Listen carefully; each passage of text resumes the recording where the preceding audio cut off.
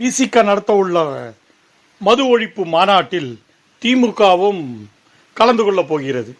இதுதான் இன்றைய செய்தி. வேடிக்கையாக இருக்கிறது. திருடர்கள்லாம் ஒன்னா சேர்ந்து திருட்டை ஒழிக்கப் போகிறோம் என்று ஆர்ப்பாட்டம் செய்கிறோம், போராட்டம் செய்கிறோம், மாநாடு நடத்துகிறோம் என்கிறார்கள். அது போன்றுதான் இந்த மது ஒழிப்பு மாநாடு. திமுகவும் கலந்து கொள்ளப் போகிறது, அதிமுகவும் கலந்து கொள்ளப் போகிறது. யார் மதுவை காய்ச்சி கொண்டிருக்கிறார்கள்? யார் மதுவை இன்றைக்கு விற்று கொண்டிருக்கிறார்கள்?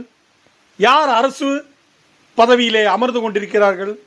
இதற்கு முன்னாடி அதிமுக, இப்போ திமுக, மாற்றி மாற்றி இவங்க தானே உட்காந்துட்டு இருக்காங்க. அப்போ தெரியலையா மது ஒழிக்கணும்னுட்டு? இப்போ படிப்படியாக ஒழிப்போம். எப்படி படிப்படியாக ஒழிக்க போகிறேன்? நீங்கள் கொஞ்சம் திட்டமிட்டு சொல்லுங்க. இந்த ஆண்டு இத்தனை கடைகள் மூடப்படும், இவ்வளோ வருமானம் குறைக்கப்படும். ஆண்டிற்கு 2023-24 ஆண்டிற்கான வருவாய் என்ன போடப்பட்டுள்ளது தெரியுங்களா? 50,000 கோடி ரூபாய் வருமானம் தமிழக அரசுக்கு இதால் என்று சொல்லப்படுகிறது. அந்த டாஸ்மாக்னுடைய டர்ன் ஓவர் எவ்வளோ தெரியுங்களா? அவங்க சொல்கிற கணக்கு 132 கோடி ரூபாய். ஆனால் கணக்கு போட்டால் 3 லட்சம் கோடி ரூபாய்க்கு மேலே தாண்டும். இந்த 3 லட்சம் கோடி ரூபாய் யார் பாக்கெட்டில் போய் உட்காருது? டாஸ்மாகா? அதனுடைய சேர்மனா நம்ம தங்கம் தென்னரசு மந்திரி அவருக்கா? இதுதான் அந்த முதலாளிகள். யார் அந்த முதலாளிகள்? இந்த அரசியல் தலைவர்கள் தான். ஒரு காலத்தில்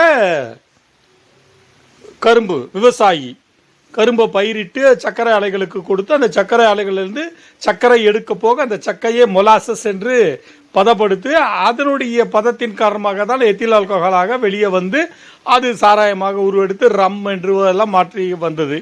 அதற்கப்புறம் பார்லியை கொண்டு பீரு இப்படி அப்படின்னு ரம்மு விஸ்கி எல்லாம் கொண்டு வந்தாங்க. ஆனால் இன்னைக்கு இவ்வளோ சப்ளை பண்ணக்கூடிய அளவுக்கு இன்னைக்கு முடியுமா என்றால் சத்தியமாக தயார் பண்ண முடியாது. இதெல்லாம் வெறும் கலர் பவுடரும் அதுக்கு உண்டான அந்த போதைப் பொருளை உள்ளே போட்டுட்டு கள்ளச்சாராயம் ஒரு பக்கம் சாகடிக்கிறதுக்கு சாகாமல் இருக்கிற மாதிரி பண்ணால் அது கள்ளச்சாராயம் இல்லை, நல்ல சாராயம். இதை தான் அரசு விற்று கொண்டிருக்கிறது. வேடிக்கையாக இருக்கிறது. திருடர்கள் போராடி கொண்டிருக்கிறார்கள். திருட்டை ஒழிக்க வேண்டும், திருட்டை ஒழிப்போம், திருட்டை ஒழிப்போம். இதுதான் மாநாடு.